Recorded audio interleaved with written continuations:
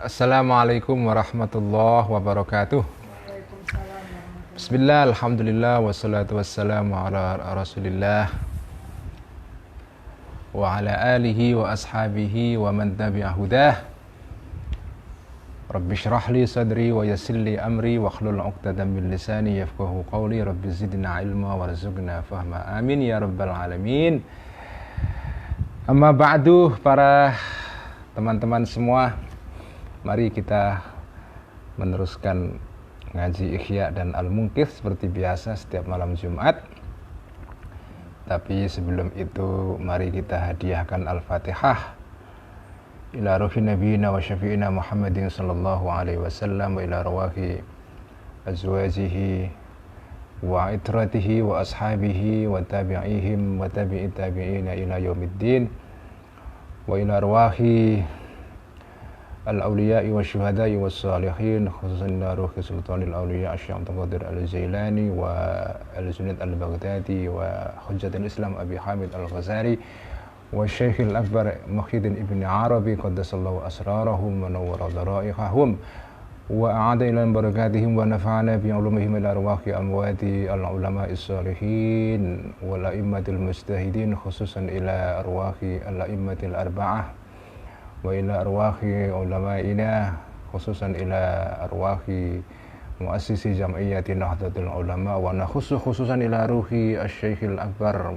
Hadratus Syekh Hasyim Asy'ari wa Kiai Wahab Hasbullah, Kiai Khalil Bangkalan, Kiai Bishri Sansuri, Kiai Ali Maksum, Kiai Mahrus Ali, Kiai Ahmad Siddiq wa usulihim wa furu'ihim wa masyayikhim wa ila arwahi abaina wa ajdadina wa jaddatina wa masyayikhina wa asdiqaina lahum jami'an. Al-Fatihah.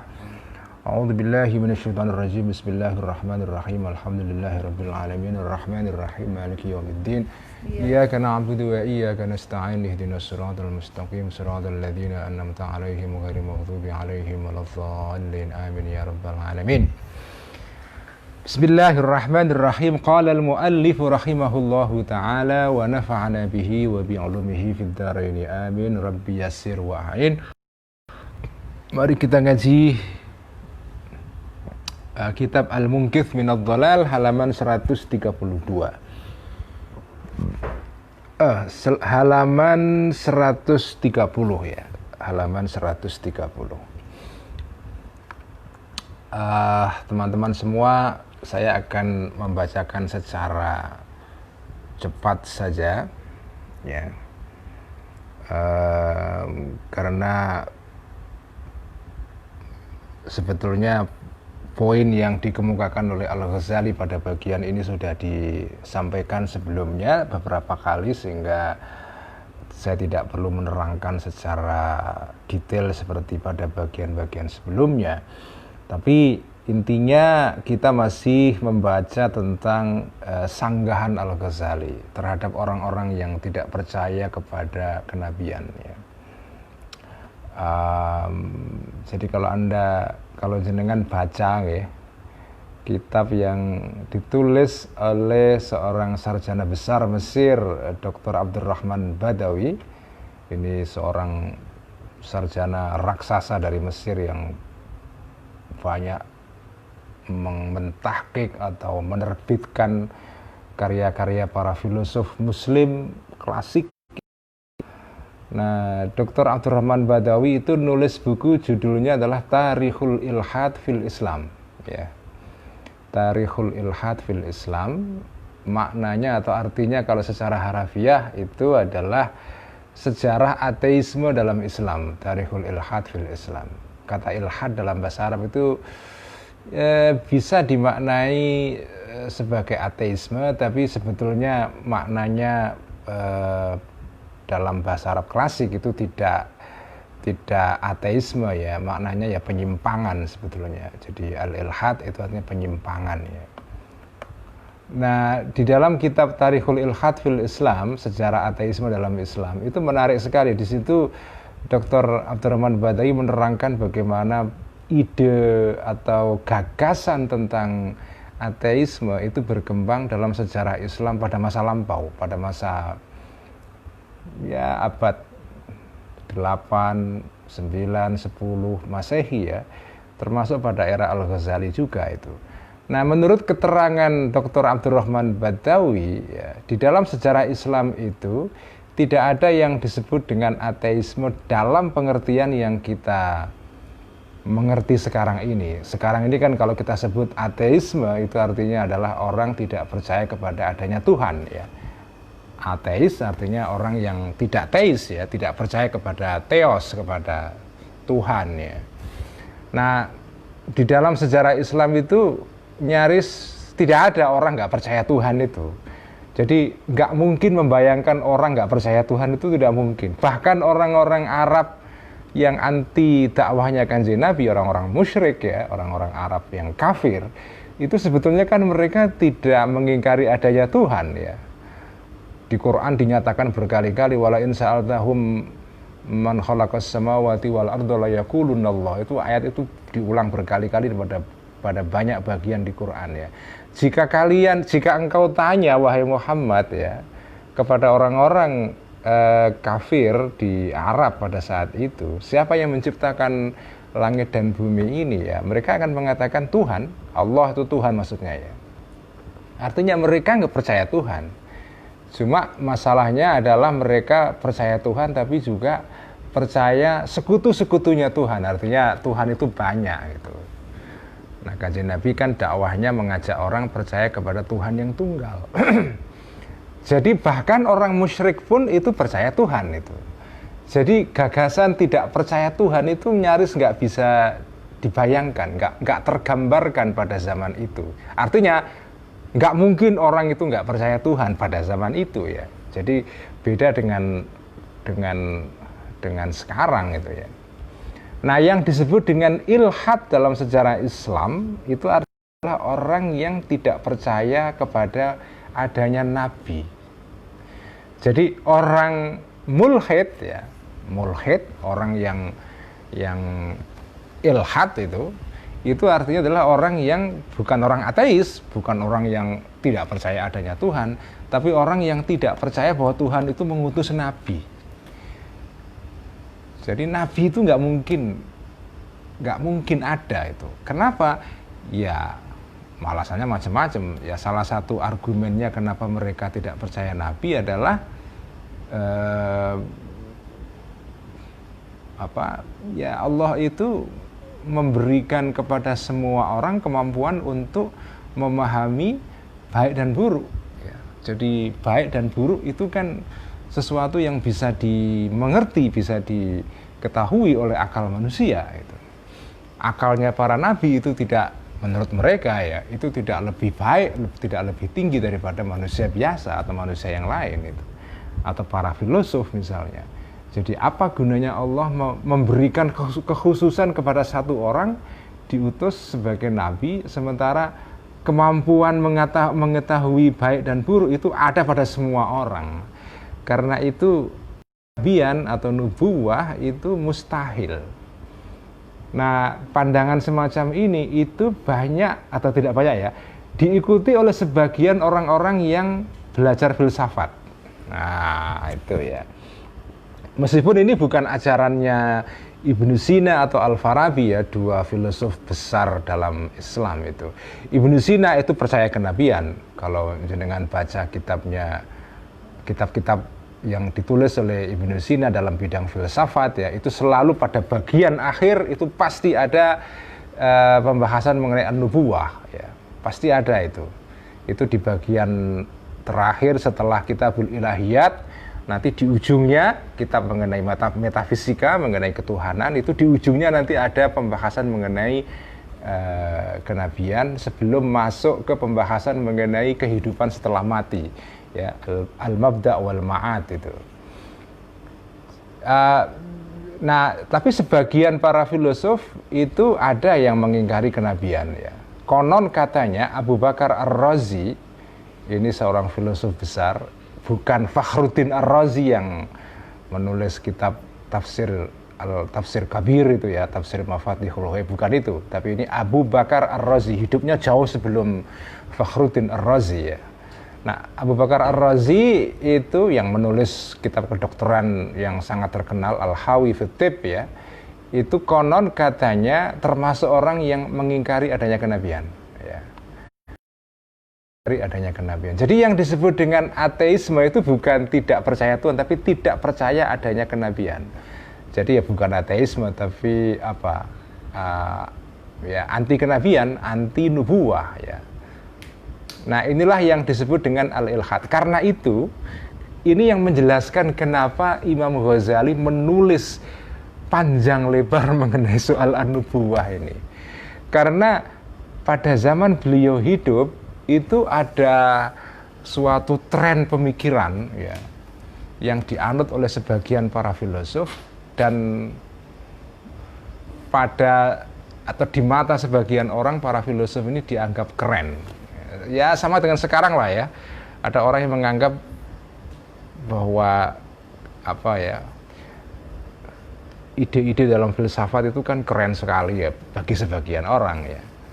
Mengagumkan karena rumit, karena canggih gitu kan. Nah, orang-orang yang menguasai filsafat itu dipandang dengan penuh hormat. Nah, pada zaman Al-Ghazali itu hal yang serupa terjadi. Jadi ada orang-orang yang terpukau kepada ajaran filsafat, dan karena sebagian para filosof itu tidak percaya Nabi, maka orang-orang ini juga mengikuti pandangan para filosof itu. Itu yang menjelaskan kenapa dalam kitab Al-Munqidh Minadh Dhalal ini Al-Ghazali menulis panjang lebar mengenai soal an-nubuwah ini. Karena kenabian ya, ajaran kenabian itu prinsip penting dalam agama. Kalau jenengan beriman kepada Allah, ya harus beriman kepada Nabi. Itu otomatis. Kalau jenengan tidak percaya Nabi ya, atau tidak percaya kepada kenabian, ya nggak mungkin, nggak bisa. Artinya jenengan bersyahadat hanya separuh saja, percaya kepada Allah tapi tidak percaya kepada adanya Nabi. Itu syahadat yang apa ya, yang minus ya, karena hanya syahadah uluhiyah tapi tidak dibarengi dengan syahadatun nubuwah itu. Nah, inilah latar belakang kenapa kita membaca dalam kitab Al-Munqidh ini keterangan panjang lebar mengenai soal an-nubuwah ini. Karena inilah fondasi penting di dalam keberagamaan kita ya. Keberimanan terutama dalam Islam ya. Dalam Islam itu ya kira-kira kalau dibuat perbandingan ya dengan agama Kristen ya, dalam kekristenan itu kan posisi Nabi Isa atau dalam keyakinan orang Kristen Tuhan Yesus ya, itu kan penting sekali. Ajaran mengenai apa ya, mengenai sosok Yesus atau Nabi Isa itu penting sekali. Karena di dalam pemahaman orang Kristen ya, Yesus ini adalah firman Tuhan yang mendaging ya, firman yang menjadi daging yang kemudian hidup bersama manusia dan apa itu menyelamatkan orang manusia pada umumnya ya, membawa keselamatan itu. Ya meskipun tidak persis kira-kira begitu. Jadi sebagaimana posisi Yesus itu begitu penting di dalam ajaran Kristen, posisi Nabi atau kenabian dalam ajaran Islam itu juga penting sekali. Jenengan tidak bisa percaya kepada Allah tanpa percaya kepada Nabi gitu ya. Karena Nabi inilah yang menjadi wasilahnya Allah menyampaikan kebenaran kepada umat manusia gitu. Nah, begitu sampean menghancurkan ajaran kenabian ini, seluruh bangunan agama rontok semua. Karena itu Al-Ghazali mati-matian membela ajaran kenabian di dalam dalam kitab Al-Munqidh ini.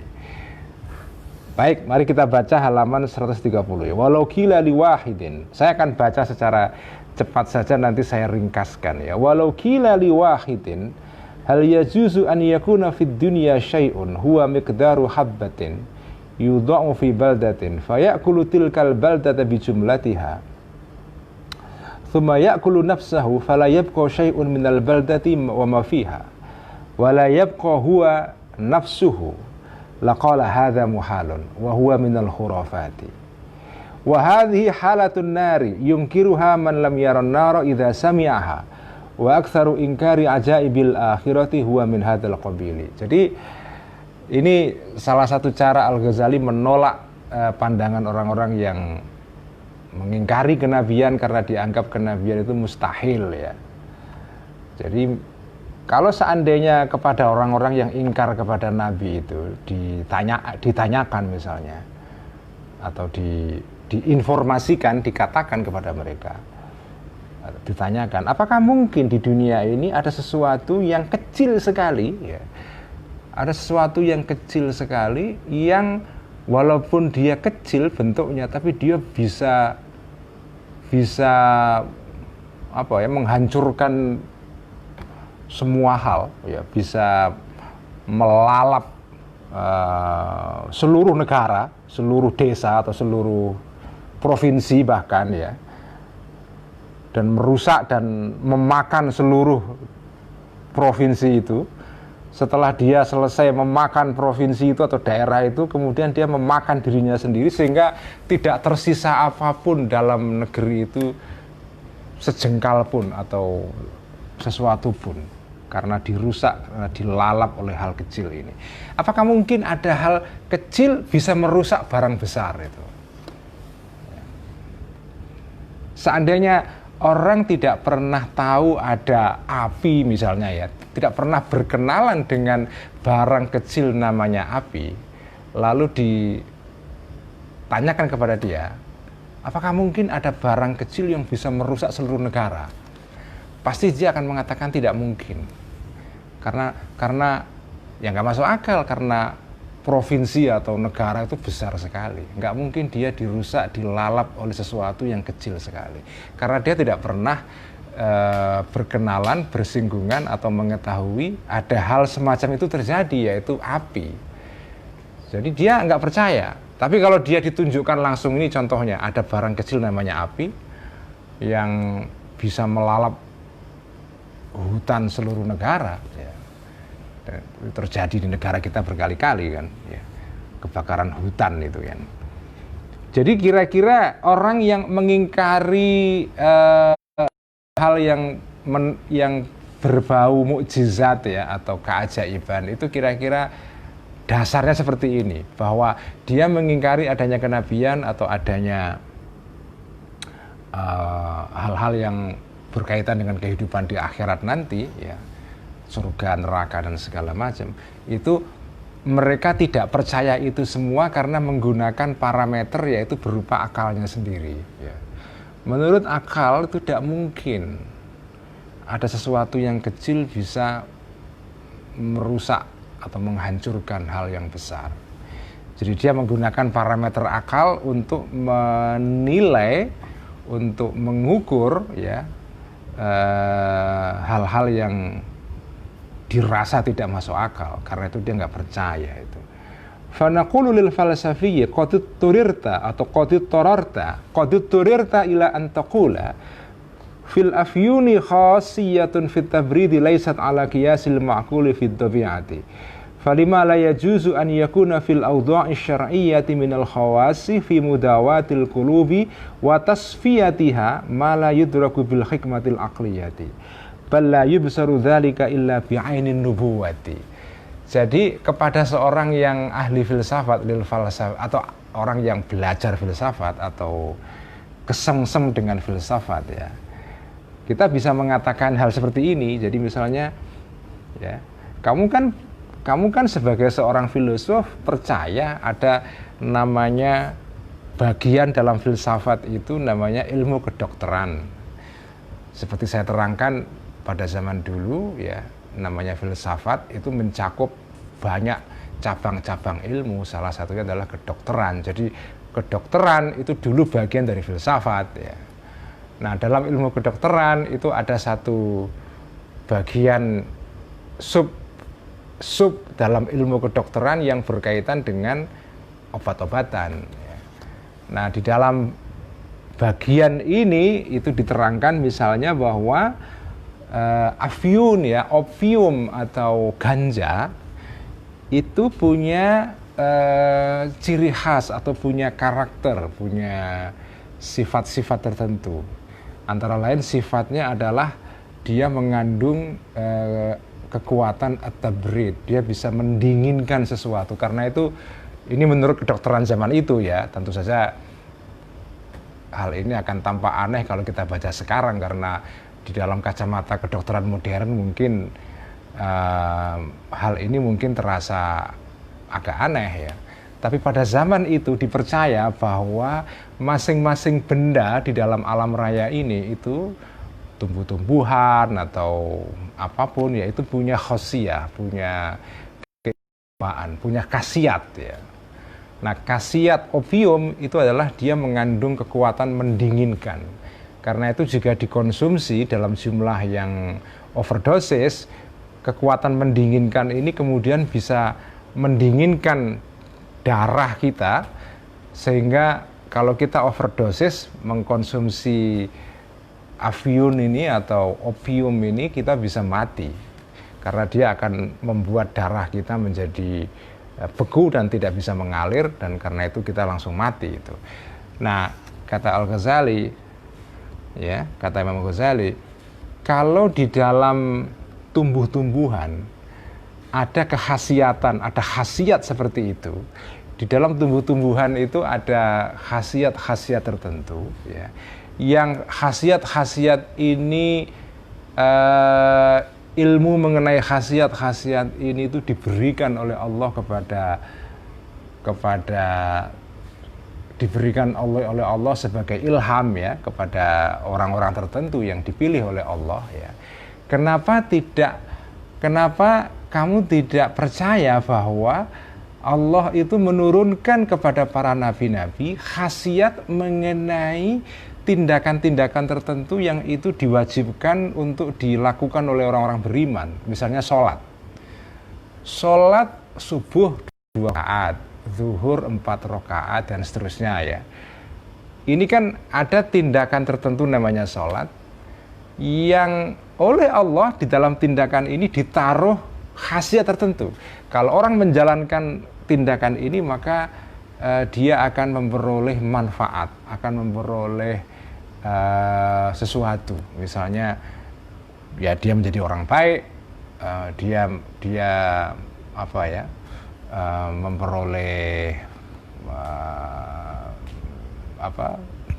tazkiyatun nafas ya, membersihkan hati ya. Jadi kan salah satu cara membersihkan hati kita atau jiwa kita itu kan kita melaksanakan ibadah, termasuk ibadah sholat fardu. Jadi menjalankan sholat fardu itu, menjalankan sholat wajib itu ya, kelihatannya kan sholat wajib itu hanya, kalau dilihat secara lahiriah ya, itu kan hanya orang berdiri, rukuk, sujud, itu kayak kalau bahasa Jawanya jungkat-jungkit gitu kan. Ini apa sih, kok pekerjaan seperti ini apa untungnya? Nah, orang yang menggunakan penalaran rasional murni, dia akan bertanya, apa maknanya tindakan seperti itu, jungkat-jungkit itu. Nah, orang ini tidak tahu bahwa Allah bisa saja menaruh khasiat tertentu pada tindakan-tindakan seperti sholat ini, sehingga siapapun yang melaksanakan sholat, dia akan bisa mendapatkan manfaat, yaitu hatinya menjadi baik ya, dia kemudian menjadi orang soleh ya. Meskipun tidak semua orang yang sholat itu akan menjadi orang baik, tetapi kan kalau orang menjalankan sholat dengan sungguh-sungguh ya, dan saya kira buktinya banyak lah ya, orang yang ibadahnya baik ya, meskipun tidak serta-merta akan menjadi orang soleh, tapi banyak orang yang menjadi baik karena menjalankan sholat. Dia menjadi manusia baik karena menjalankan sholat. Jadi di dalam sholat, dalam tindakan sholat itu berupa berdiri, rukuk, sujud, duduk dan seterusnya, itu di situ ada khasiat Sebagaimana Allah menaruh khasiat di dalam obat-obatan, opium atau herbal atau apapun ya. Kalau kamu percaya herbal, wahai para filosof ya, kenapa kamu tidak percaya bahwa ada tindakan tertentu yang oleh Allah diberikan khasiat? Yaitu tindakan-tindakan yang diajarkan oleh Allah kepada Nabi, dan Nabi kemudian mengajarkannya kepada kita. Jadi inilah jawaban Al-Ghazali kepada orang yang mengingkari kenabian tapi menggunakan argumen filsafat ya. Jadi kalau kamu percaya bahwa ilmumu itu mengatakan kepada kamu bahwa ada khasiat-khasiat di dalam obat, ya, dalam herbal, dalam tumbuh-tumbuhan, ya.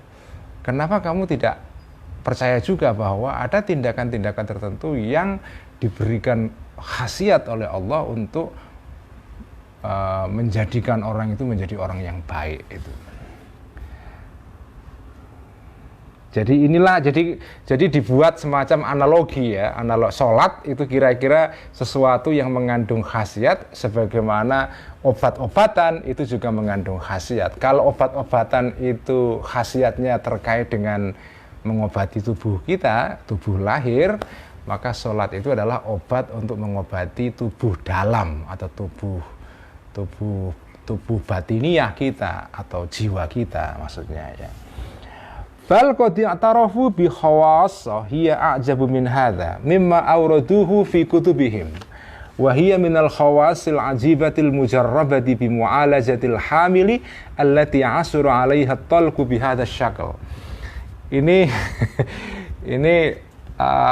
hanya bisa difahami oleh orang-orang yang belajar ilmu namanya ilmu wifik, ilmu tentang khasiat-khasiat di dalam huruf ya, di dalam huruf atau alfabet Arab gitu ya. Jadi setiap huruf di dalam abjad Arab itu mengandung khasiat karena setiap huruf itu ada angkanya. Dan kalau angka dijumlahkan sehingga mencapai jumlah tertentu, maka dia mengandung khasiat tertentu. Nah, dulu di dalam ilmunya para filosof zaman itu ada bagian di dalam ilmu filsafat itu kira-kira ilmu yang kalau dalam bahasa sekarang itu ilmu horoskop atau astrologi ya, astrologi. Astrologi itu ilmu tentang perbintangan. Kemudian juga ada ilmu yang terkait dengan ilmu angka atau numerologi ya. Numerologi itu ilmu mengenai angka. Ini ilmu yang dulu dikembangkan oleh para filosof Yunani. Salah satu adalah Pythagoras ya. Pythagoras itu filosof Yunani yang percaya bahwa angka itu ada magicnya ya. Makanya ya sebetulnya ini bukan hanya khas Yunani, orang Jawa itu juga punya ilmu tentang petungan itu kan. Kalau jenengan itu orang Jawa itu kalau mau melakukan atau melaksanakan suatu hajat besar itu dihitung tanggalnya itu. Ini antara weton atau tanggal kelahiran anak atau seseorang dengan tanggal tertentu itu cocok atau enggak. Kalau enggak cocok ya jangan melaksanakan hajat pada hari itu.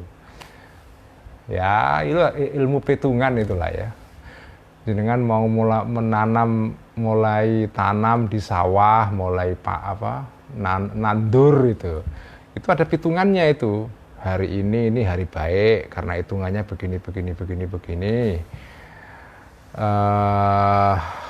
Dan ilmu ini sebetulnya ada dalam tradisi tradisi ilmu mujarrobat namanya kalau dalam istilah pesantren ya, ilmu mujarrobat ya. Itu ada primbonnya itu. Nah, ini dulu dalam tradisi zaman Al-Ghazali ini bagian dari filsafat. Makanya kalau jenengan baca kitabnya Ibnu Sina, itu ada bagian di dalam kitabnya Ibnu Sina misalnya Asy-Syifa ya. Itu bagian yang mengenai sihir.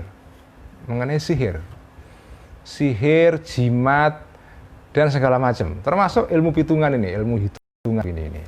Nah, jadi Al-Ghazali mau mengatakan begini, kamu itu para filosof, kamu itu kan percaya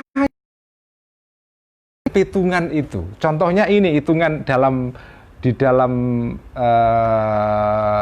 dalam gambar ini ya. Ini ada gambar terdiri dari 3 kotak ya. Jumlahnya semua ada 9 ya. Nah, ini jenengan ini kan hurufnya ini ba, to, dal, za ya, ha, jim, wawu, alif, ha. Ba itu dalam ilmu perhitungan dalam dalam ilmu astrologi zaman itu, ba itu adalah nilainya 2 ya. Karena kan jadi cara melafalkan abjad di dalam ilmu seperti ini, abjad Arab itu adalah seperti di dalam abjad bahasa Ibrani ya. Jadi kalau kalau kita belajar abjad Arab itu kan alif, ba, ta, sa, jim, ha, kho dan seterusnya. Ilmu hitungan ini dalam ilmu hitungan Arab itu cara melafalkan abjad Arab itu adalah abajadun, hawazun, abajad. Kenapa disebut abjad? Karena abajadun, ya kan? Abajadun. A itu nilainya 1, ba itu 2, jim itu 3, dal itu 4 dan seterusnya. Abajadun, hawazun, hatoyakun, lamanun dan seterusnya sampai 28 huruf ya. Nah, masing-masing huruf itu punya nilai angka. Jadi itu nilai angka di dalam gambar ini seperti di dalam catatan kaki itu adalah 2, 9, 4 dan seterusnya. Ini jenengan kalau jumlahkan semua huruf dalam kotak ini seperti kotak sudoku ya. Kalau ada yang pernah main sudoku itu, nah ini jumlahnya semua 15 ya. Dari kanan ke kiri 15, dari atas ke bawah 15, kemudian menyilang pun juga 15 ya. Jadi dari arah manapun jenengan total jumlah angka ini 3 kotak ini, maka hasilnya akan 15. Nah, ini wifek ini contoh wifek ya ini. Wifek itu artinya adalah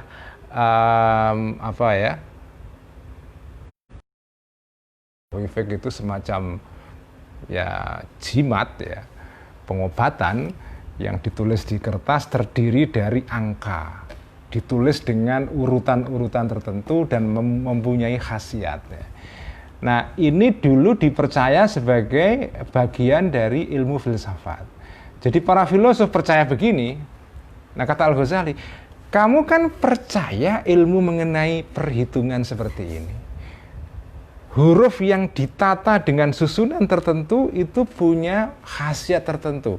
Nah, kalau ini wifek ini namanya wifek ini ya, wifek ini ya, jimat ini kalau ditulis ya, kemudian tunjukkan kepada orang yang sedang mau melahirkan, maka ini membantu kelancaran kelahiran.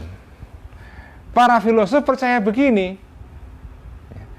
Loh, kalau kamu percaya seperti ini, kenapa kamu tidak percaya kenabian? Jadi Allah, kalau kamu percaya bahwa ada khasiat di dalam susunan huruf seperti ini, kenapa kamu tidak percaya bahwa Allah itu mengajarkan tindakan-tindakan tertentu seperti sholat, puasa, dan seterusnya, haji termasuk ya. Tindakan-tindakan itu kelihatannya itu tidak masuk akal, tapi dibaliknya ada manfaat, ada khasiat ya. Bagi orang yang tidak mengerti ilmu mengenai astrologi atau mengenai ilmu wifek, melihat gambar ini, ya akan domblong saja, ini apa? Ya, nggak bermakna apa-apa. Tapi bagi orang yang belajar ilmu perhitungan, melihat ini, ya, dia akan tahu, oh ini adalah wifek. Ini adalah jimat untuk membantu kelahiran, melancarkan kelahiran. yuktabu hadza syaklu ala khazfataini lam yusibhuma ma'un. Jadi ini ditulis di atas apa itu kreweng. Kreweng itu apa ya? Ya kreweng, tembikar ya. Tanah yang dibakar kemudian jadi semacam apa ya? Ya bahan ya, tembikar itu. Jadi kalau jenengan kepingin melancarkan kelahiran, tulislah wifik ini di atas 2 bilah tembikar yang tidak pernah terkena air, artinya kering ya. Kemudian watanzuru ilaihi mal hamilu bi'ainiha, orang hamil melihat ini, watadhuhuma tahta qadamaihima, ditaruh di bawah kakinya. Fayusri'ul waladu fil hali ilal khuruji, maka insyaallah akan cepat lahir anaknya. Waqad aqarru bi imkani dzalika. Para filosof yang belajar filsafat itu mengakui khasiat seperti ini. Wa auraduhu fi ajaibil khawasi. Mereka menulis ini, ilmu mengenai begini di dalam kitab-kitab mereka mengenai khasiat-khasiat ya. Wa huwa syaklun fihi tis'atu buyutin yurqamu fiha ruqumun makhsusatun yakunu majmu'u ma fi jadwali wahidin 15. Kalau jangan lihat ya, ini ada kotak terdiri dari 3 kotak. Ini kalau dijumlahkan semua huruf-hurufnya itu jumlahnya semua akan 15 ya. Qara'tahu fi tulis syakli au fi ardi au ala ta'ribi. Kamu baca secara horizontal, vertikal atau diagonal. Takrib itu diagonal maksudnya ya.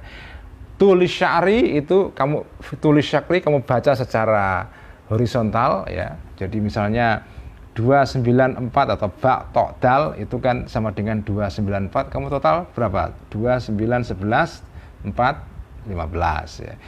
Kamu baca vertikal misalnya 276 279 9 tambah 6 15. Kolom kedua 951 95 14 tambah 1 15. Jadi secara horizontal 15, vertikal 15, diagonal juga 15, misalnya 258 atau 654, di total semua 15.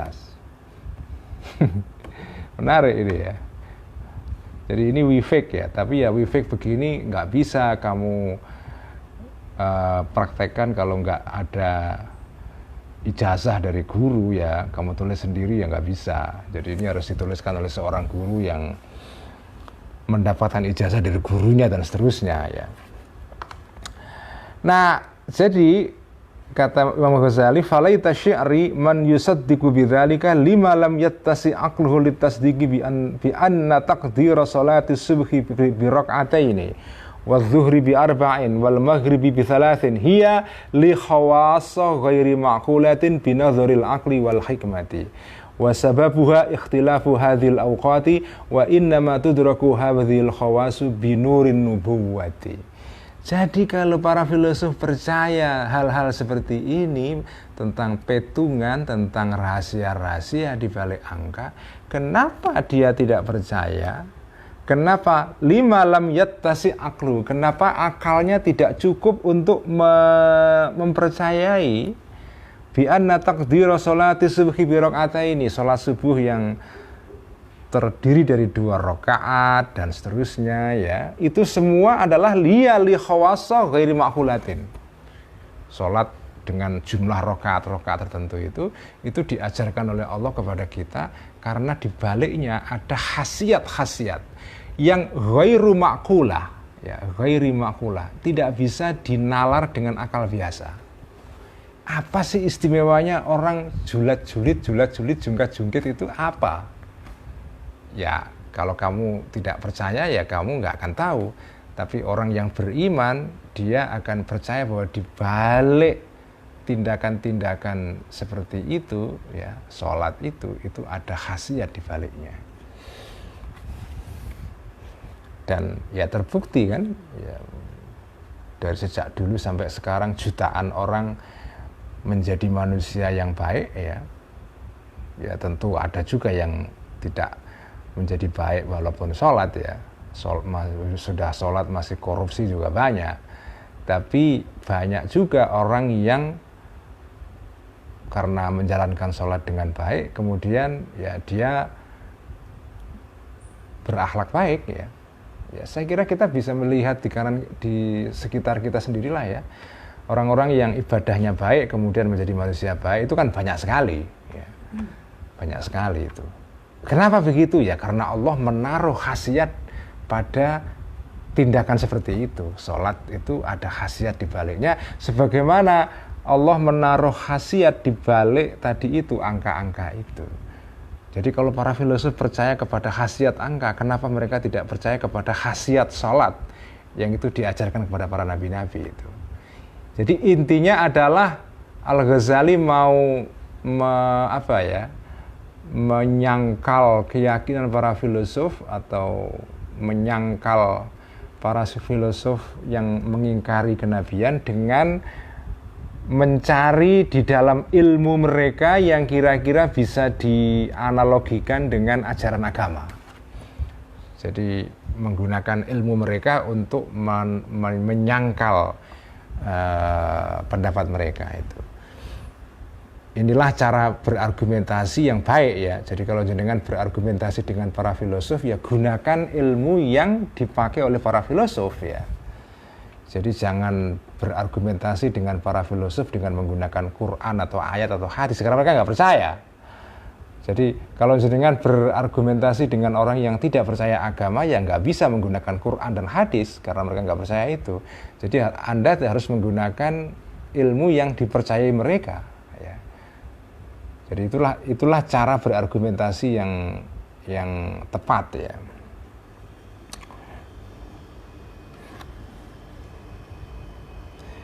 Saya akan teruskan sampai di akhir paragraf. Anna law ghayyarna al-ibarata ila ibaratil munajjimina la aqalu ikhtilafa hadhil awqati. Yang menakjubkan adalah kalau kita ubah ya kalimat di atas ini dengan formulasi atau rumusan atau istilah yang dipakai oleh para ahli perbintangan, ahli astrologi ya. Al-munajjimun itu ahli astrologi. Sekali lagi ya, jangan lupa di dalam ilmu filsafat itu ada bagian ilmu yang namanya astrologi dulu ya. Jadi ilmu astrologi dulu itu bagian dari ilmu filsafat. Nah, di dalam ilmu astrologi itu ada ilmu yang terkait dengan bahwa setiap waktu itu ada nilainya.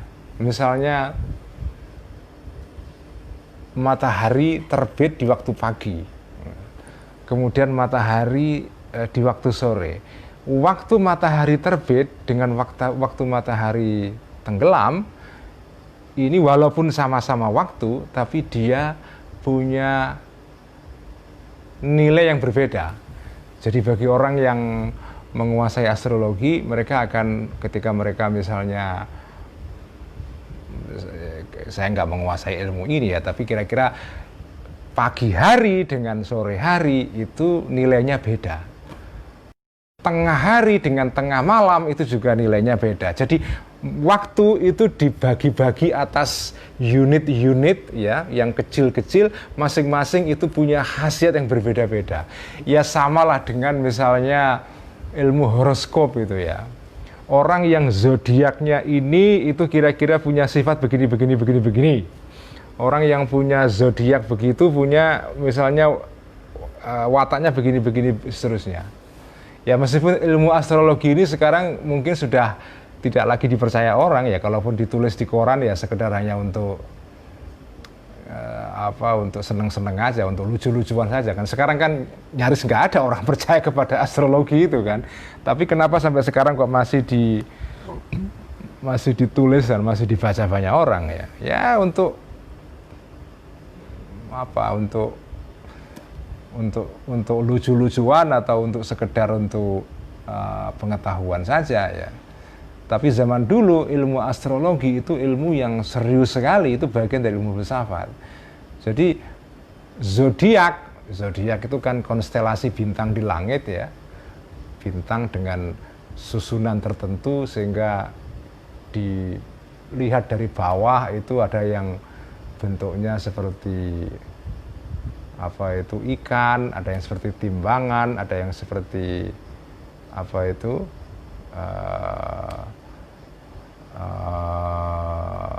kambing atau seterusnya dan seterusnya ya.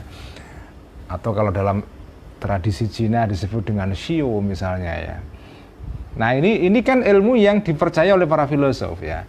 Nah, fanaqulu alaysa yakhtaliful hukmu fit tali'i bi an takuna asy-syamsu fi wasatis sama'i aw fit tali'i aw fil gharibi hatta yabnu ala hadza fi tasyiratihim ikhtilafal haylaji wa tafawutal a'mari wal ajali wala farqa bainaz zawali wa baina kaunis syamsi fi wasatis sama'i wala bainal maghribi wa baina kaunis syamsi fil gharibi. Ini ilmu tentang astrologi ya, Pak, tentang perbintangan. Saya nggak paham ilmu ini karena nggak pernah belajar ya.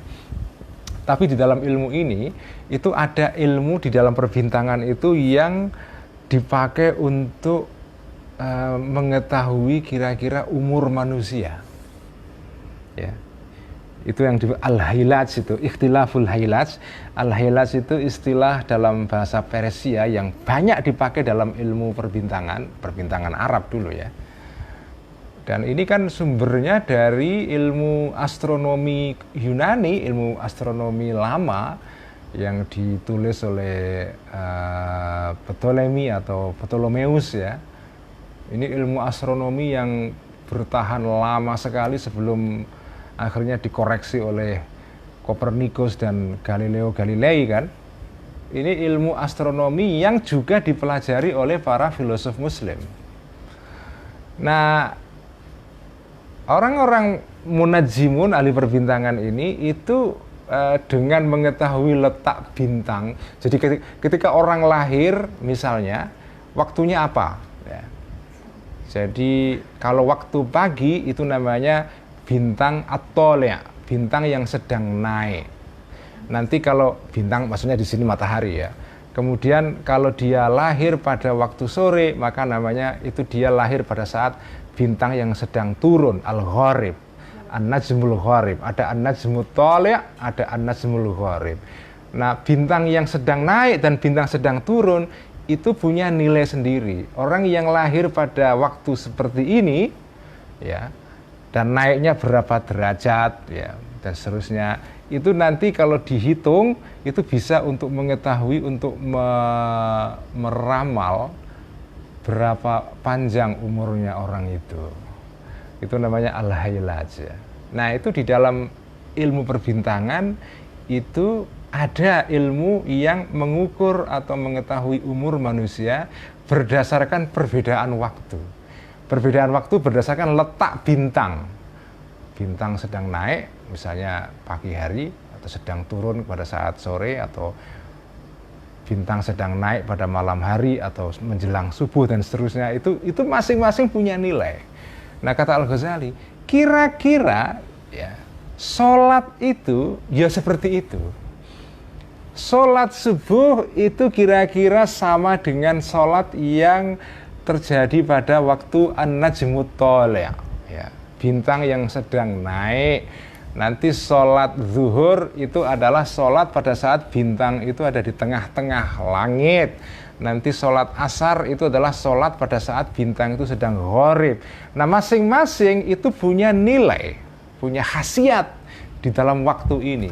Kalau kamu, wahai para filosof yang tidak percaya kenabian ini, kamu percaya ilmu perbintangan yang dihitung berdasarkan perbedaan waktu, kenapa kamu nggak percaya juga kepada sholat yang itu dibawa oleh nabi-nabi, yang sholat itu juga dihitung berdasarkan perbedaan waktu ini ya, subuh, zuhur, asar, maghrib, isya. Ini kan tindakan yang dilakukan berdasarkan hitungan waktu, ikhtilaful awqat ya, berdasarkan hitungan waktu.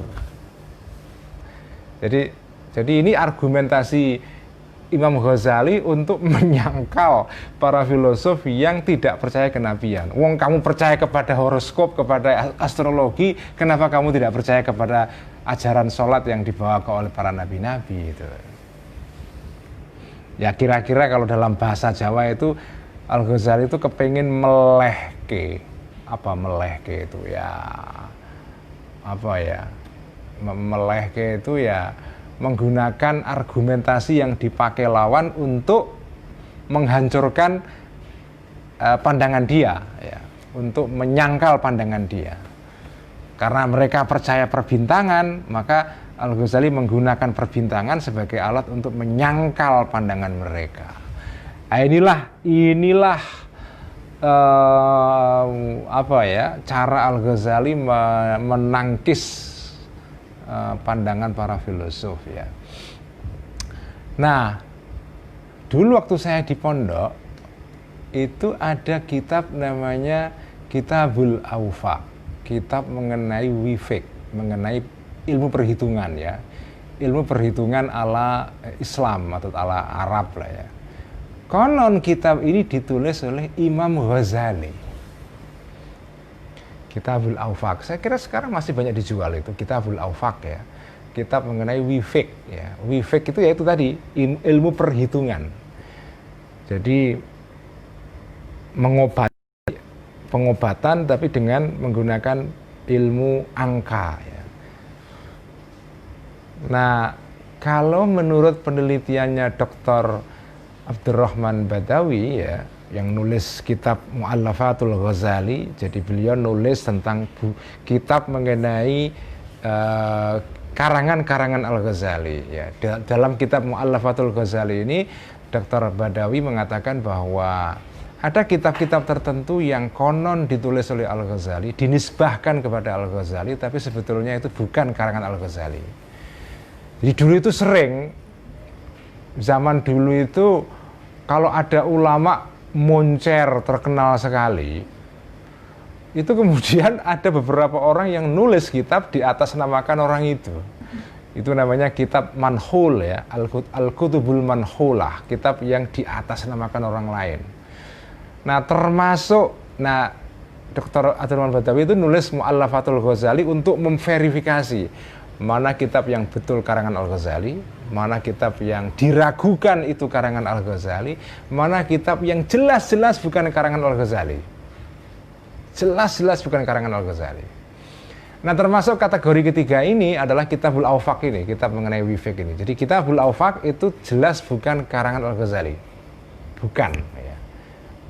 Menurut penelitiannya Dr. Abdurrahman Badawi. Nah, saya kemudian berpikir begini, kenapa ada orang berpikir bahwa Kitabul Awfaq ini karangan Imam Ghazali? Mungkin alasannya adalah karena di dalam kitab Al-Munqidh Minadh Dhalal yang kita baca malam ini ada diterangkan di sini hal yang terkait dengan wifik. Ya, ini gambarnya tadi ini di halaman 131 ini. Itu gambar contoh wifik itu di situ. Nah, karena Al-Ghazali menulis mengenai wifik dalam kitab Al-Munqidh, maka orang sebagian menganggap bahwa Kitabul Awfaq itu kitabnya Al-Ghazali. Alasannya ya karena dalam Al-Munqidh Al-Ghazali nulis mengenai wifik. Jadi kira-kira Al-Ghazali itu punya pengetahuan mengenai wifik. Kalau beliau tidak tahu wifik, pasti tidak akan menulis wifik dalam kitab Al-Munqidh ini. Karena itu Kitabul Awfaq kesimpulannya itu karangan beliau itu, ya. Padahal bukan sebetulnya, ya. Fahal litasdiqihi sababun illa anna dzalika sami'ahu bi ibarati munajjimin la'allahu jarraba kitsbahu mi'ata marratin wa la yazalu yu'awidu tasdiqahu. Kenapa ini percaya kepada ilmu perbintangan, kepada para astrolog? Padahal astrolog itu juga sering bohong, artinya ilmunya itu nggak cocok dengan realitas itu. Ilmu zodiak itu kan, ilmu zodiak itu kitabnya banyak, kitab yang ditulis ulama dulu lah, ya, tidak zodiak yang sekarang. Jadi para ulama muslim dulu itu juga nulis mengenai ilmu zodiak. Banyak itu kitab-kitab mengenai zodiak itu, ya. Nah, ilmu zodiak ini kan sering bohongnya gitu. Tapi toh para filosof percaya itu. Bahkan hatta law qala lahul munajjim idza kanatis syamsu fi wasatis sama'i wa nadhara ilaihal kawkabul fulaniyu wat tali'u huwal burjul fulaniyu falabista thawban jadidan fi dzalikal waqti qutilta fi dzalika thawbi, ya.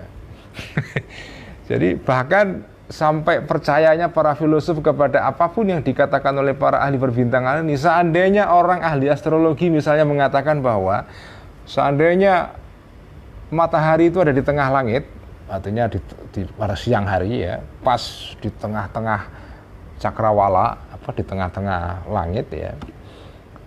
Kemudian lurus dengan itu ada kemudian di sisi lain ada al-kaukabul fulani, ada planet tertentu yang satu arah dengan matahari yang sedang ada di tengah langit itu. Wa tali'u huwal burjul fulani, kemudian di sebelah lain ya ada bintang lain yang sedang naik, sedang terbit itu ya. Nah, kalau terjadi pertemuan ini matahari, planet tertentu, konstelasi bintang tertentu dalam satu posisi tertentu, kemudian pada saat terjadi alignment atau artinya pertemuan antara tiga fenomena ini, kemudian ada orang melihat itu dan memakai baju tertentu, maka kata ahli perbintangan ini orang nanti ini akan mati dalam keadaan memakai baju itu. Kalau ada orang ahli perbintangan mengatakan begitu, dia percaya juga itu. Padahal belum tentu benar juga. Artinya apa? Al-Ghazali ingin mengatakan kamu itu mudah percaya kepada ilmu horoskop, kepada ilmu astrologi, tapi kamu tidak percaya kepada ilmu kenabian. Padahal ilmu horoskop dan perbintangan ini sebetulnya seringkali bohong gitu. Kenapa kamu percaya juga itu? Artinya kamu ini nggak masuk akal.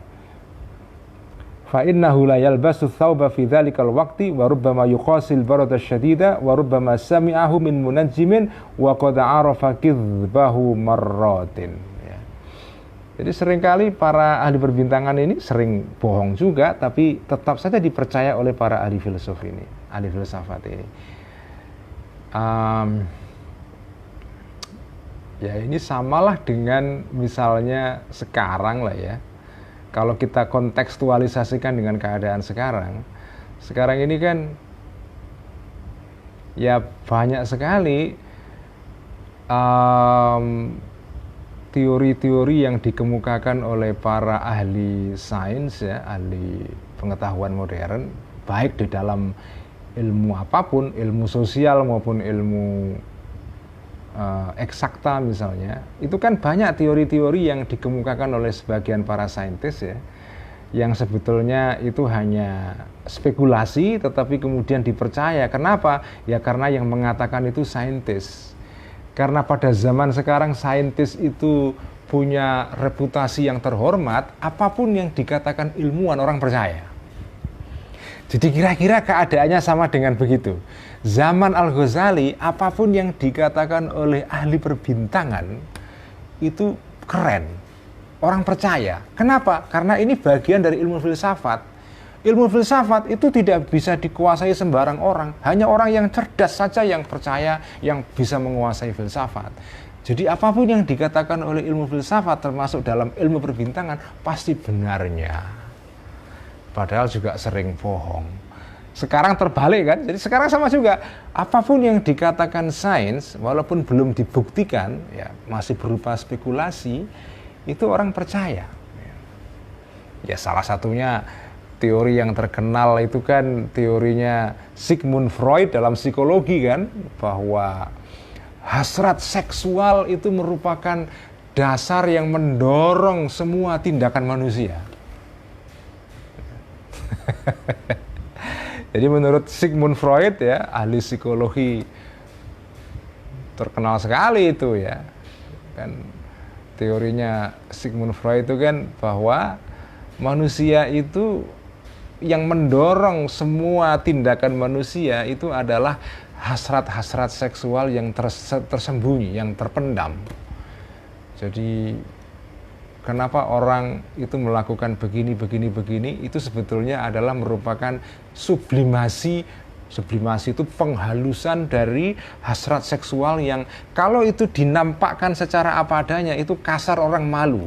Kemudian ditekan, nah dari tekanan ini kemudian lahir tindakan-tindakan lain. Itu namanya teori mengenai sublimasi di dalam ilmunya Sigmund Freud. Ya orang percaya saja, kenapa? Ya yang mengatakan ilmuwan, saintis modern. Jadi ya karena sains itu sekarang keren sekali, jadi apapun yang dikatakan saintis orang percaya, walaupun belum tentu itu benar juga itu. Nah, jadi apa yang dialami Al-Ghazali dulu sekarang juga terulang kembali ya. Jadi sekarang kan ada jenis orang-orang tertentu yang percaya apapun kepada semua spekulasi yang dikatakan oleh saintis ya.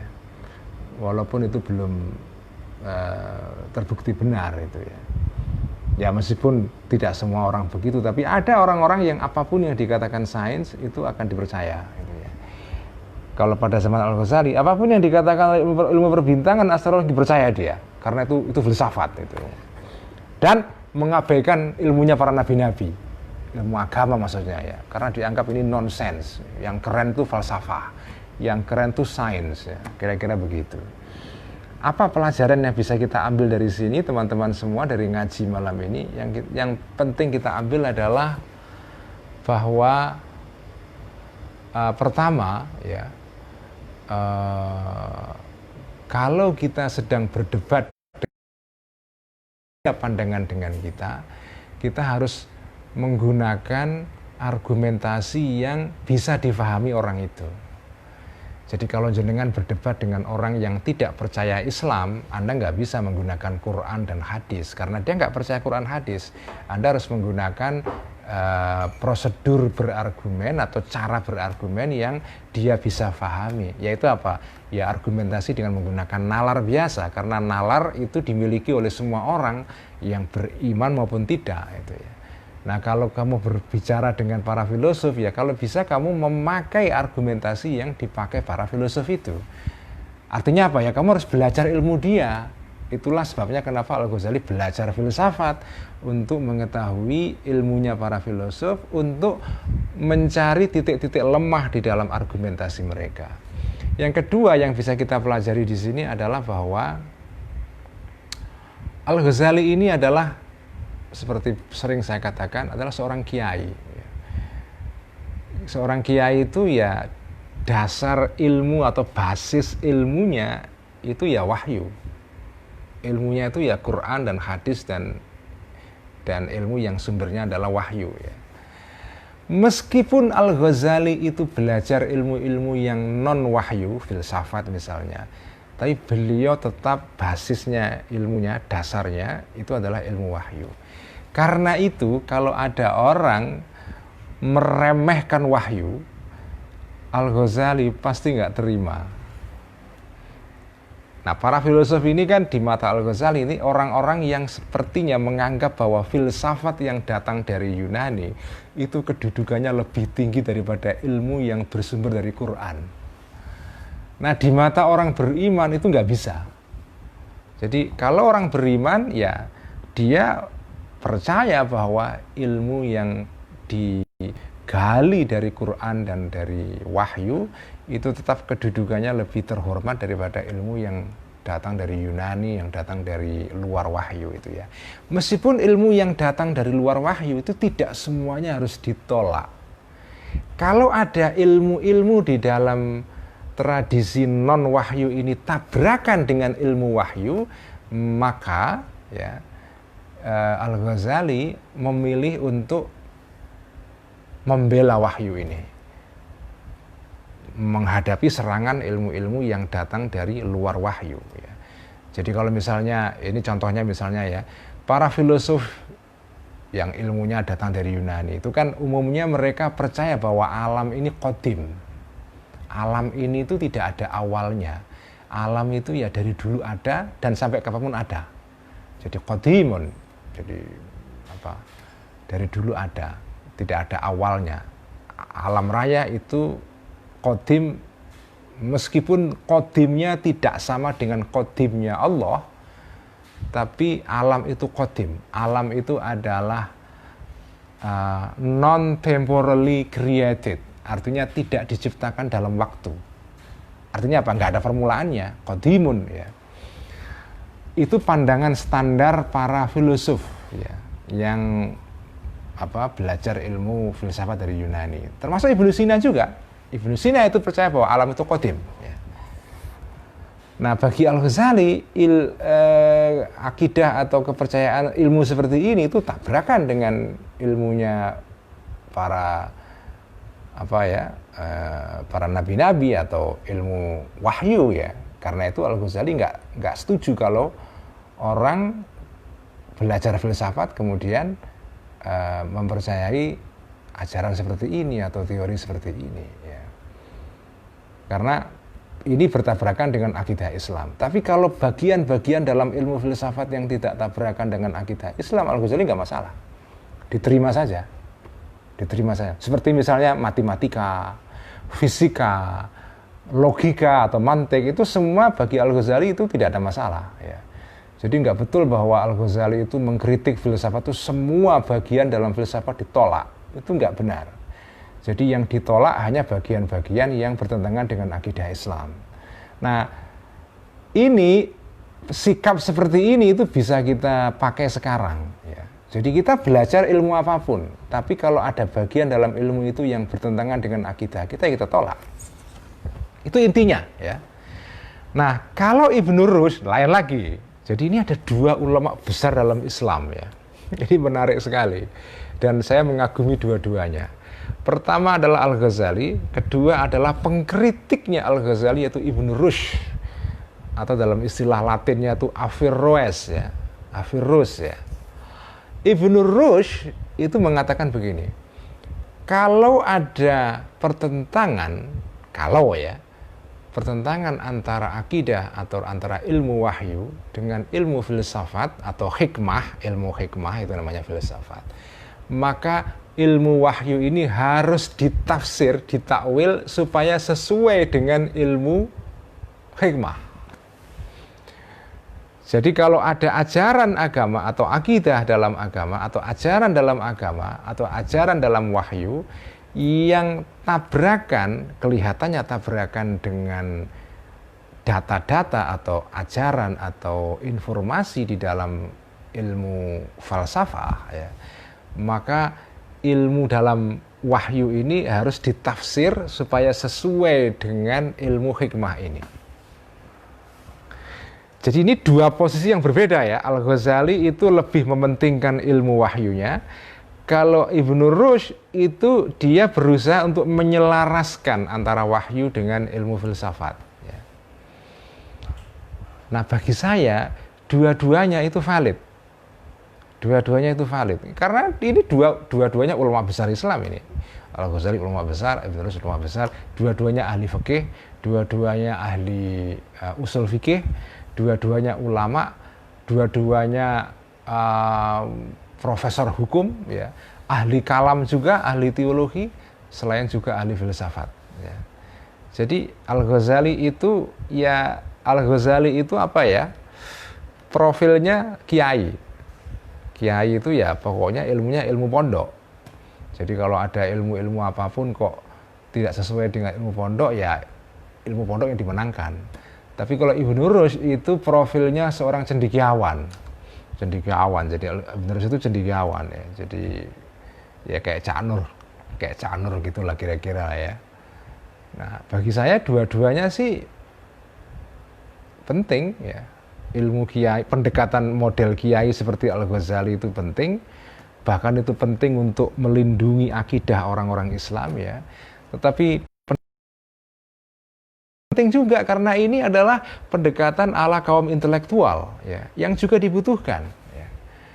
Jadi saya tidak mempertentangkan antara dua pendekatan ini. Kalau bagi saya dua pendekatan ini adalah pendekatan untuk saling memperkaya.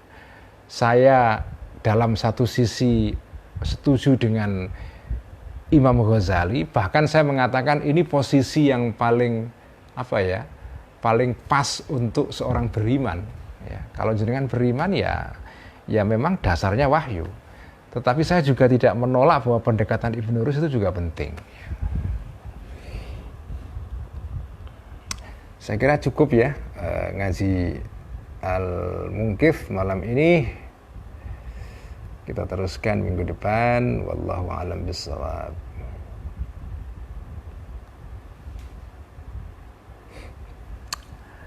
Mari kita teruskan dengan ngaji Ihya, walaupun sedikit nggak apa-apa.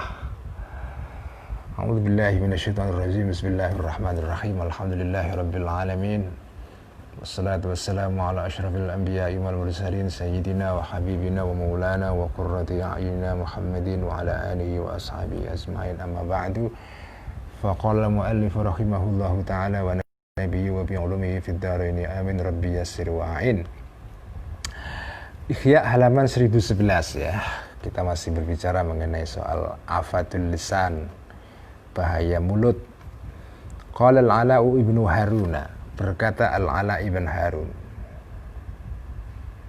Kana Umar bin Abdul Aziz yatahaffadhu. Ada Umar bin Abdul Aziz, khalifah yang terkenal ya. Yatahaffadhu, berhati-hati fi mantiqi, di dalam omongan, dalam pembicaraannya Khalifah Umar bin Abdul Aziz. Hati-hati sekali. Nah, suatu ketika fakharaja, maka keluar tahta ibtihi, dari bawah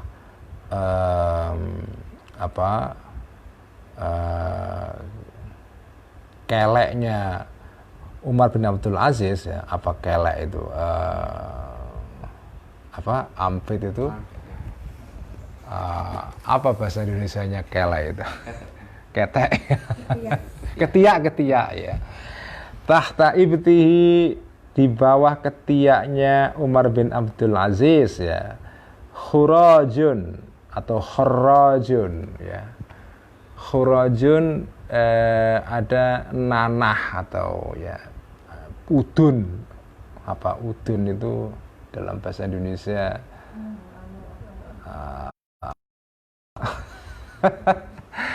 Kita kok jadi kesulitan membahasa Indonesia akan bahasa Jawa ya. Apa udun itu? Ya.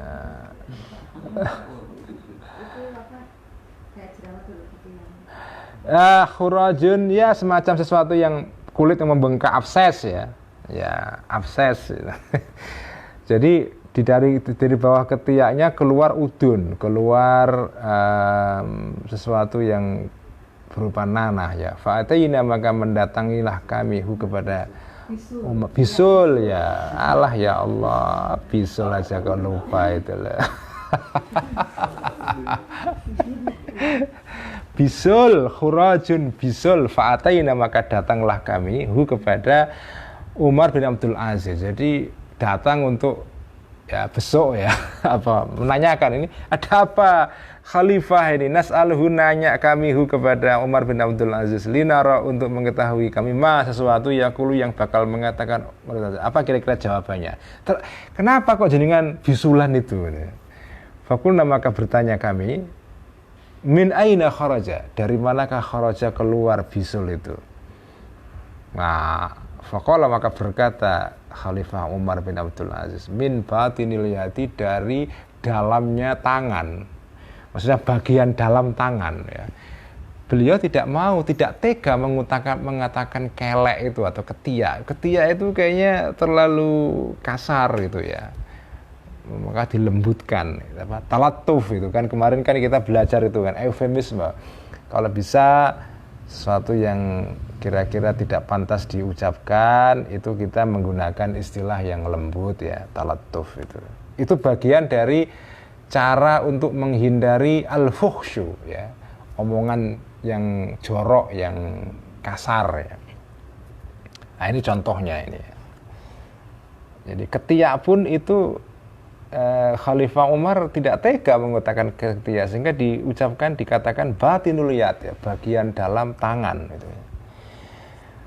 Wal ba'ithu, dan sesuatu yang mendorong alal fuhsyi, untuk mengatakan kata-kata yang jorok, yang kasar, itu adalah imma qasdul idzai, ada kalanya tujuannya untuk menyakiti orang, wa immal i'tiyadu, ada kalanya kebiasaan, al-hasilu, yang terjadi, min mukhalatatil fusaki, dari bercampur, berinteraksi dengan orang-orang fasik, orang-orang yang yang memang jorok, yang brengsek ya. Wa ahlil khubthi, dan orang-orang yang ahli kebrengsekan itu, wal lu'mi, dan kejelekan. Waman, dan orang-orang adatuhum, yang kebiasaannya orang-orang ini adalah asabbu, suka mencaci atau mencerca ya. Nah, itulah kenapa orang kok mulutnya kotor itu ya. Itu karena itu ingin menyakiti orang, atau biasa bercampur, atau kumpulannya orang-orang yang begitu itu ngomongnya ya. Wa qala, dan berkata pada suatu hari A'rabiyun, seorang badui, li Rasulillah, kepada Rasulullah sallallahu alaihi wasallam, ausi, berwasiatlah engkau wahai Rasul ni kepadaku. Minta pengajaran, minta wasiat ya, mau'izah, pitutur. Faqala, maka berkata kanjeng Nabi, alaika bitaqwallahi, alaika menetapilah engkau, berusahalah engkau bitaqwallahi, untuk bertakwa kepada Allah. Wa ini mru'un, walaupun seseorang ayyara ya, mencerca atau mencela, imru'un ini kepadamu ya, bisyai'in, dengan sesuatu, ya'lamu, yang mengetahui, umru'un ini hu, kepada syai', fika, pada dirimu. Oh, wa ini mru'un, dan jika, ini bukan innya, bukan indil lil ghayah ya, tapi in syartiyah ini. Wa ini mru'un, dan jika seseorang ayyara, mencaci maki orang ini kepadamu, bisyai'in, dengan sesuatu, ya'lamu, yang mengetahui betul orang ini hu, kepada syai', fi, kepada dirimu. Artinya dia mencerca kamu karena sesuatu yang memang sesuatu itu ada pada diri kamu ya. Bukan bohong ya. Nah, kalau ada orang mencerca kamu seperti itu, fala tu'ayyirhu, maka jangan balik mencerca engkau hu, kepada imru'un ini, bisyai'in, dengan sesuatu, fihi, yang ada pada orang ini ya.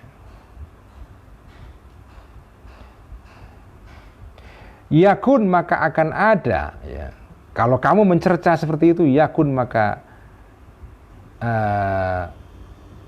akan ada wabaluhu, akibat atau kerusakannya, ta'yir atau cercaan seperti ini, alaihi, kepada imru'un ini.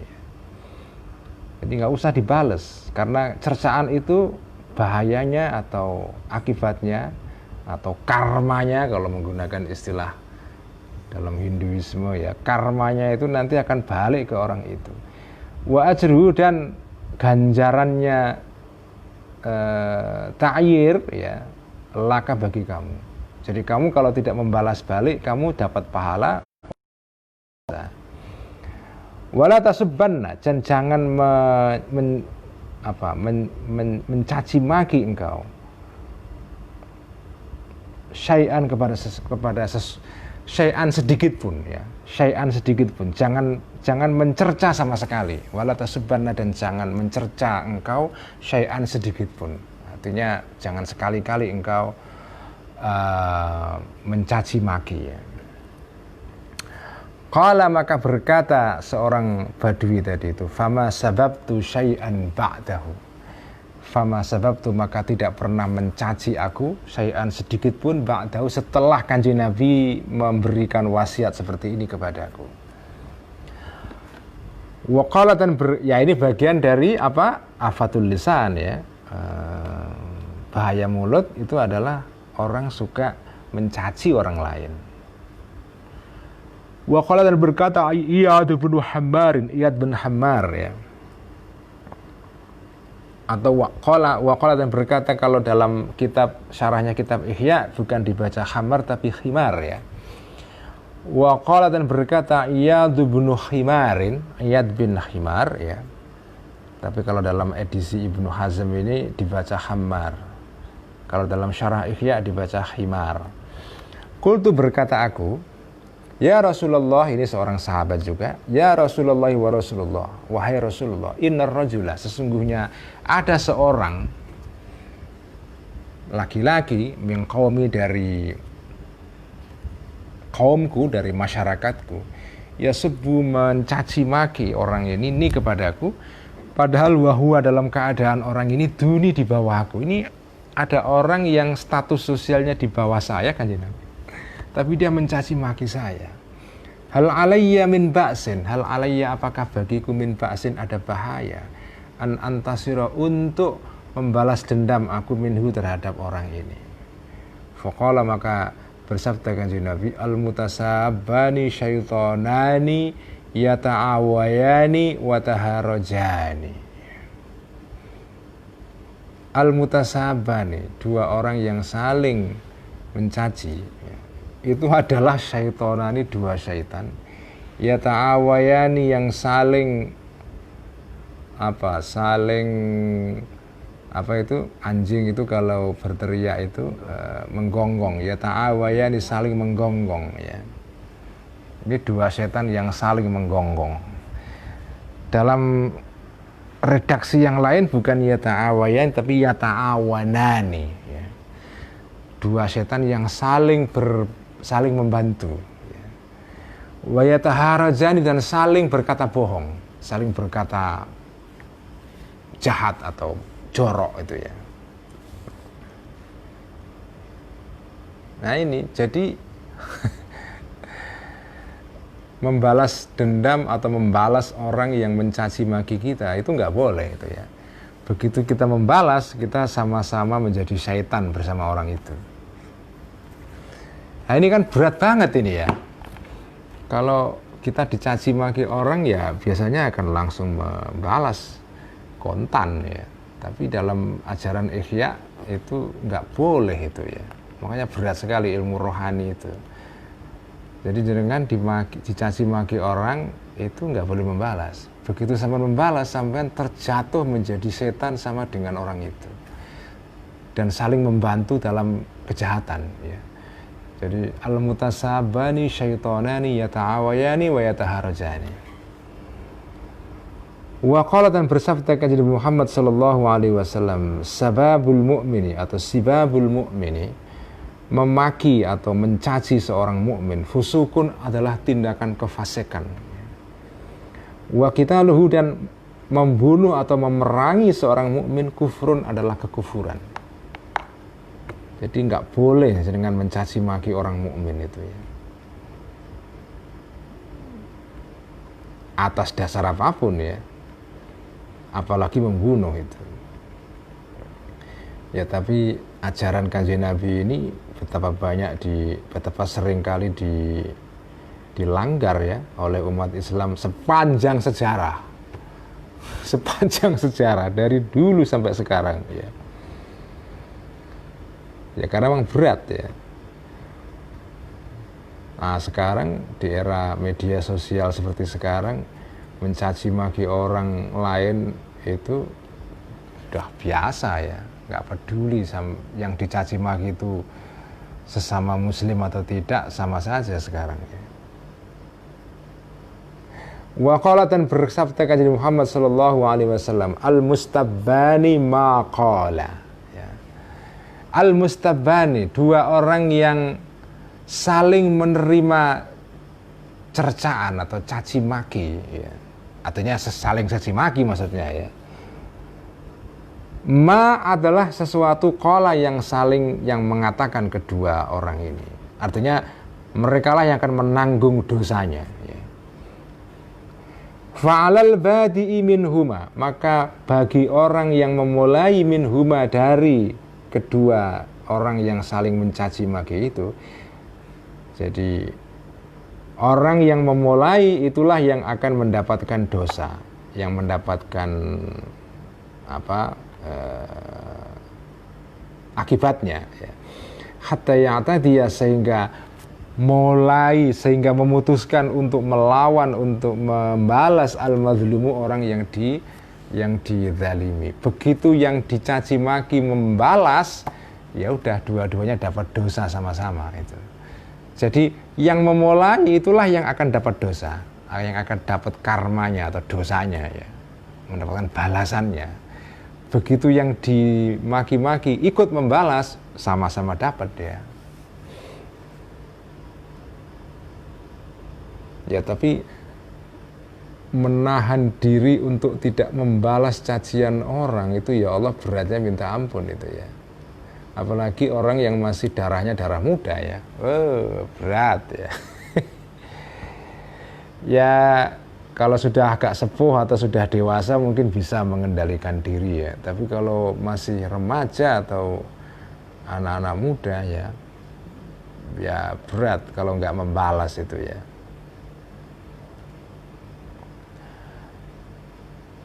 Tapi ini bukan berarti ini loh ya. Tidak berarti bahwa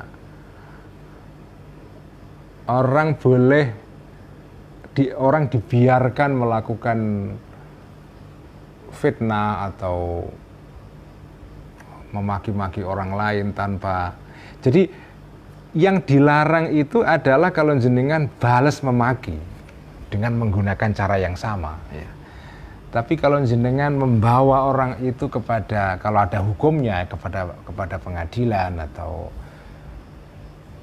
jenengan menasehati orang itu atau mendatangi orang itu untuk meminta klarifikasi. Ya seperti yang sering dilakukan teman-teman Ansor lah ya, Banser kan begitu, kalau ada orang memaki-maki ulama datangi dikonfirmasi di tabayun ya, nggak apa-apa kalau itu ya. Tapi kalau jenengan bales memaki, mencerca orang itu menggunakan kata-kata yang sama-sama joroknya, kasarnya, itu yang tidak boleh. Tapi kalau jenengan mengkritik tindakan dia ya tidak apa-apa. Ya, kalau nggak dikritik, kalau nggak dikoreksi ya berbahaya juga kan.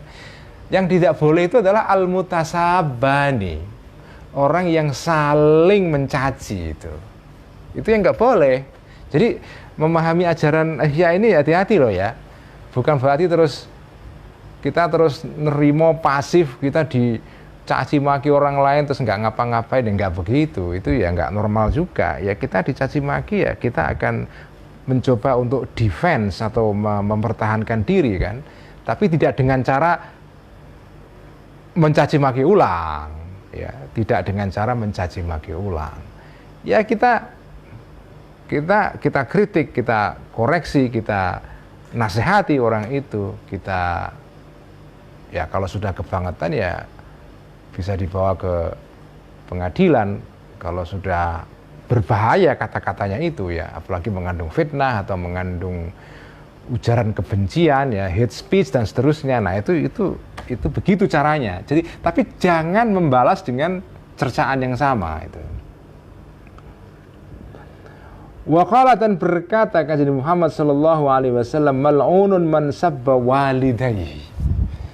Mal'unun, terlaknatlah man, seseorang, sabba yang mencaci orang ini, walidayhi, terhadap kedua orang tuanya orang ini.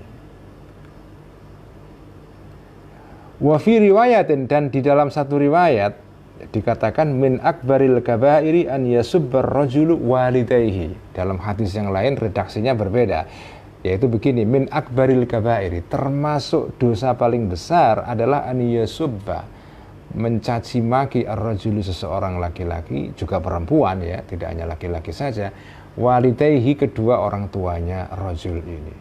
Qalu, bertanya para sahabat, ya Rasulullah, wahai Rasulullah, kaifa yasubbur rajulu walidayhi? Kaifa, bagaimana mungkin yasubbu, mencaci seorang laki-laki, walidayhi, kepada kedua orang tuanya? Masa mungkin sih orang mencaci maki kedua orang tuanya? Qala, bersabda kanjeng Nabi atau menjawab kanjeng Nabi, yasubbu abar rajuli fayasubbul akharu abahu ya. Yasubbu, mencaci maki seseorang ini, seorang laki-laki ini, abar rajuli, bapaknya orang lain, fayasubbu, maka balik mencaci al-akharu, orang lain itu, abahu, kepada bapaknya orang itu. Jenengan mencaci maki orang tuanya seseorang, orang itu kemudian terprovokasi, marah, membalas balik dengan mencaci orang tua kamu. Jadi cacian orang itu kepada orang tua kamu itu adalah sama dengan cacianmu kepada orang tuamu. Karena yang menyebabkan dia mencaci orang tua kamu adalah tindakanmu memprovokasi dia. Itu kan sama dengan di Quran diajarkan, kamu jangan memaki-maki atau mencaci maki agamanya orang-orang kafir, ya. Atau jangan jangan mencaci maki agama atau kepercayaannya orang-orang non-muslim, karena kalau jenengan mencaci maki mereka, mereka bisa terprovokasi balik mencaci maki agama kamu, mencaci maki Tuhan kamu. Itu nggak boleh. Wala tasubbul ladzina kafaru fayasubbullaha adwan bighairi ilm. Kamu jangan mencaci maki orang kafir. Kalau kamu caci maki orang kafir itu, dia akan membalas mencaci maki agama kamu. Wah, itu berat ini ya. Jadi kita harus bisa menjaga diri ini ya.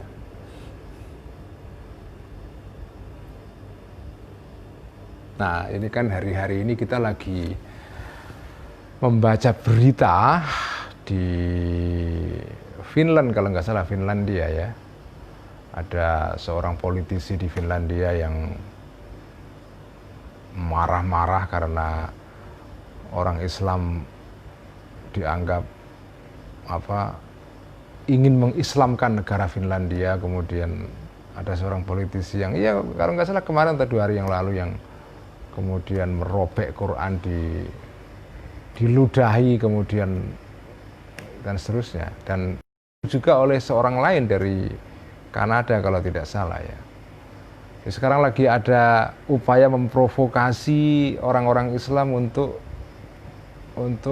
berbuat onar ya, dengan cara melakukan tindakan seperti itu. Kemudian tabloid kartun dari Prancis ya,